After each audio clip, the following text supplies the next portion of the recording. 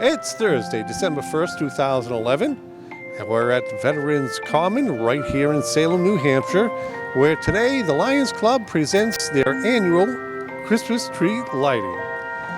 I'm Larry Seaman, and we came here a little early so that we could talk to some people, so stay tuned.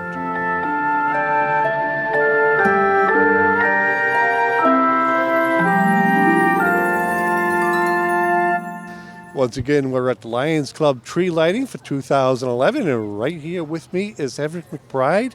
Everett, it's great to see you. Thanks. It's wonderful, beautiful night. You know, we've had some interesting years here. We've had cold, we've had rain, we've had snow. Perfect. It's a little chilly, but just right for a tree lighting. I think it's going to be perfect. What are your thoughts of these tree lightings that we have every year? Well, you know, it brings that spirit of Christmas to the community. It just starts that time period off up till Christmas, and I think it's a great way to start it. It gets the children in the spirit of Christmas, and hopefully the whole community, and I think it's a wonderful thing. Our next speaker is the incoming president of the Salem Rotary Club, treasurer of the Boys and Girls Club. For the past 7 years, he has been the senior vice president of the Enterprise Bank. Please welcome Peter Rayno, and I hope you brought us some samples. Everybody wants samples from the bank. Merry Christmas, everybody. Thanks for being here. On behalf of everybody in Salem, first of all, I'd like to thank the Lions Club for doing this wonderful event each and every year to start the holiday season. So how about a round of applause for everyone with the Lions Club. And I especially want to thank Ann Priestley for inviting me to do this. It's a great honor, and it's very humbling, and thank you very much. As we stand here tonight before the Christmas tree, we remember that the Christmas tree is one of the very best symbols of Christmas, isn't it?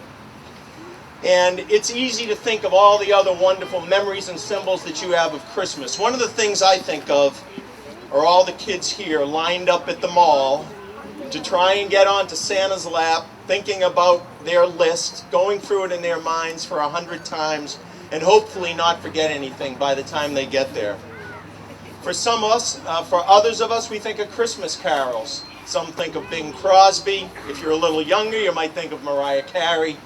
Some of you think of great Christmas specials on television. You think of a white Christmas. But I'd like to take just a moment to talk about maybe the best symbol of Christmas. Those symbols of Christmas are wonderful, but the real reason why Christmas is a day of celebration, unlike any other, is of course the birth of a child in Bethlehem, and that's a birth that changed humanity forever and gave hope to all of us. In that night in Bethlehem, that star-filled night, a baby was born in a manger because there was no room for them in the inn. Now, you've all heard that phrase many, many times, but I'm going to ask you tonight to think of something. I'm going to ask you to think what that must have been like that evening. And I'm going to ask you to picture that night in Bethlehem in a way you've never thought of it before. Picture a young mother and her husband, new parents, alone in an unfamiliar setting. There's no nurse, there's no doctor there to help them. There's no other family members. And when you think of that scene, it's a lonely scene.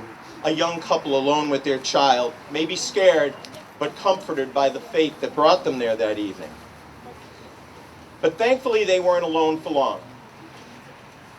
Because as the gospel tells us, shepherds came along. Nearby shepherds said to one another, "Let us go to Bethlehem." And they came with haste and found Mary and Joseph and the baby in a manger. Now, I share this story with you, and I ask you to picture this, because in our town of Salem and in our community, there are others who are alone, and there are others who are in need, not unlike Mary, not unlike Joseph and the baby Jesus. We should all be inspired by the faith and the selflessness of those shepherds who for a brief moment took time from their work, took time from their everyday tasks, not unlike the tasks we have every day in our work and our home lives. So starting this evening, in front of each other, let us dedicate ourselves this holiday season to being there for those who are less fortunate in our community. It's within our power and our ability to help those in Salem who are in need, and not just during the Christmas season, but year-round. It's joining organizations like the Lions Club and the many other community service organizations that help people in Salem. It's those people who donate a half a day, once a month or twice a month, to Salem caregivers to drive an elderly person to a medical appointment that otherwise they can't get to. It's those people who, when you go to the grocery store, buy a couple of cans of soup and dedicate them to a food pantry for those who don't have food, for those who are hungry, a food pantry like the Pleasant Street Church. And it could be something just as simple as during a snowstorm, knocking on the door of a neighbor who might be alone, just to check on them. That same type of act that the shepherds showed over 2,000 years ago. So in closing, as we enjoy the beauty of the Christmas tree that's going to be lit in just a moment, let us not forget those in need in Salem, those who are alone, just as the shepherds were there in Bethlehem. And when the opportunity arises to be there for others, let us be sure to answer that call. That is the greatest gift all of us can give to our neighbors in Salem. It's one we can give each and every day throughout the year. So thank you very much. Have a wonderful Christmas and a great evening tonight. Thank you.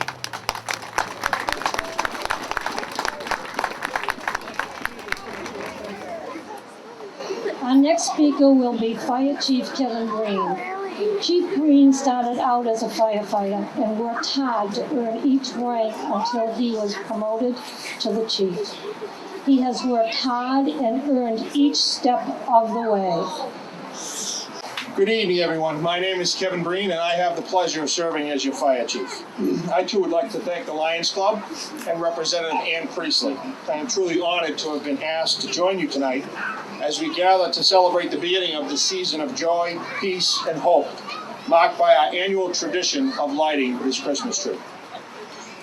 To me, Christmas is a time when we come together with friends and family and share warmth, good cheer, laughter, and, of course, good food. Tonight, as we enjoy the voices of these wonderful performers representing the 3rd grade from Hague School, we will likely reflect on our own childhood and timeless songs that mark this joyous time of year. But I also believe it is important to renew our commitment to give of ourselves, remembering and reaching out to those less fortunate. In doing so, we reinvigorate the true spirit of Christmas, bringing love and goodwill to all, but especially to those who need it most. However, remember to allow yourself some peace and happiness, as these weeks leading up to Christmas can also be quite hectic for a lot of people. A little patience and a lot of kindness will go a long way in support of the holiday spirit. Lastly, as we are assembled here in Veterans Park, it is especially relevant that we ask our loving God to watch over those who have answered the call to duty in service of others. In closing, I wish to quote Charles Dickens, who said, "I have always thought of Christmas as a good time, a kind, forgiving, generous, pleasant time, a time when men and women seem to open their hearts freely. And so I say, God bless Christmas." Thank you all, and remember to stay safe.